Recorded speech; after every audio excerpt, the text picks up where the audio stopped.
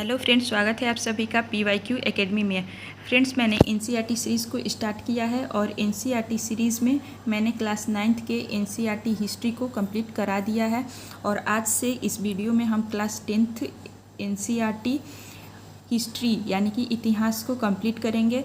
और इसमें आज इस चैप्टर में हम चैप्टर फर्स्ट को कंप्लीट करेंगे। क्लास 10th के चैप्टर फर्स्ट को हम कंप्लीट करेंगे। आपके फर्स्ट चैप्टर का नाम है यूरोप में राष्ट्रवाद का उदय।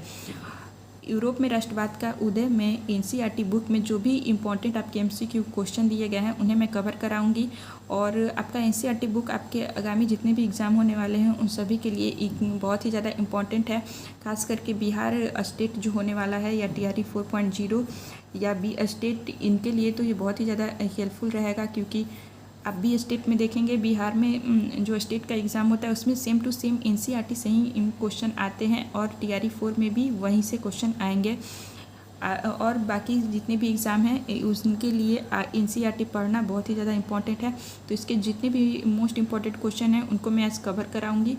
तो देर नहीं करते हैं, वीडियो को स्टार्ट करते हैं। अगर आपको ये सेशन पसंद आए तो चैनल को लाइक शेयर और सब्सक्राइब कीजिएगा और अपनी कमेंट करना ना भूलिएगा। तो वीडियो को स्टार्ट करते हैं। फर्स्ट क्वेश्चन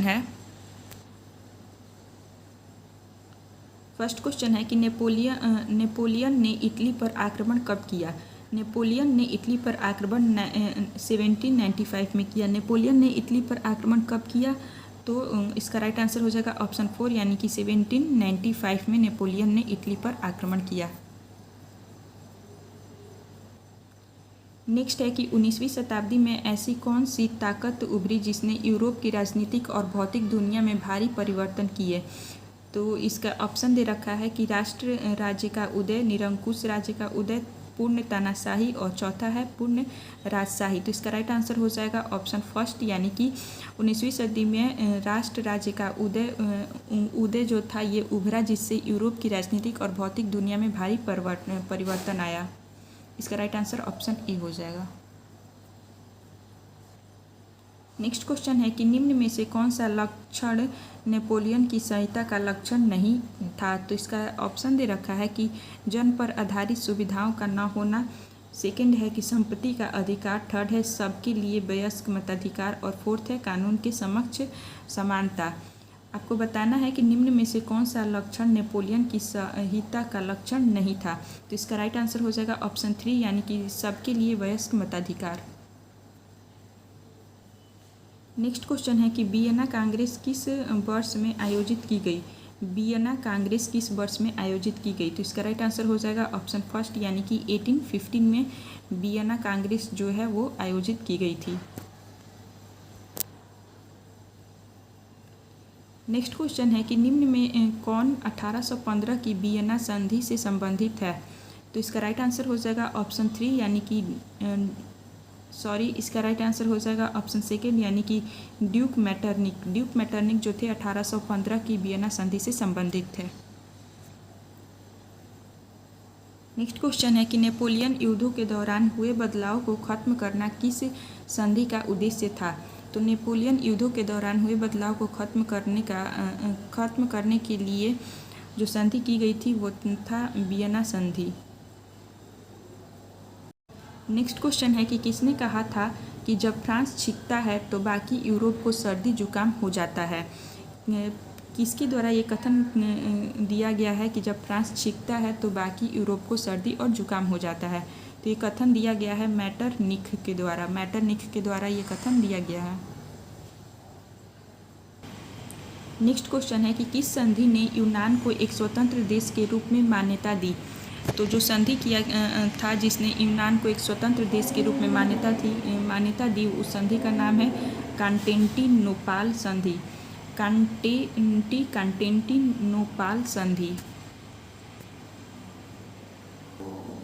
नेक्स्ट क्वेश्चन है कि आयरलैंड में प्रोटेस्टेंट के विरुद्ध आंदोलन का नेतृत्व किसने किया। आयरलैंड में प्रोटेस्टेंट के विरुद्ध आंदोलन का नेतृत्व किसने किया, ये आपसे क्वेश्चन पूछ रहा है। और इसका राइट आंसर हो जाएगा ऑप्शन बी यानी कि बोल्ट फोटोन ने इसका नेतृत्व किया।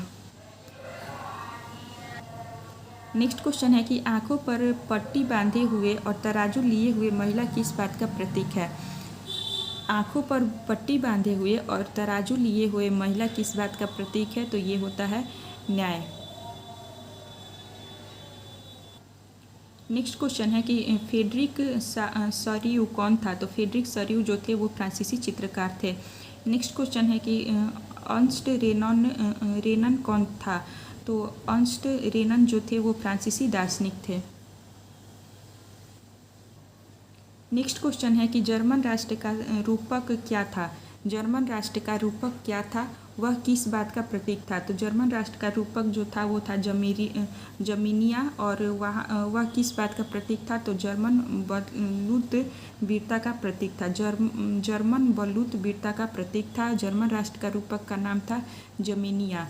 नेक्स्ट क्वेश्चन है कि मॉन्टेस्क्यू ने किस सिद्धांत का प्रतिपादन किया, तो शक्ति पृथक्करण का सिद्धांत या अधिकार का विभाजन मॉन्टेस्क्यू ने किया।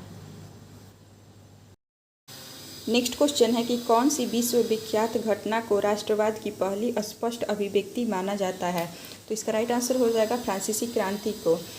क्वेश्चन नंबर 6 है कि जॉलवेराइन क्या था और किस प्रकार वह जर्मनी के आर्थिक एकीकरण का प्रतीक था, तो जॉलवेराइन जो था वो एक जर्मन शुल्क संघ था और अधिकांश जर्मन राज्य इसमें शामिल थे, जो कि 1834 में स्थापित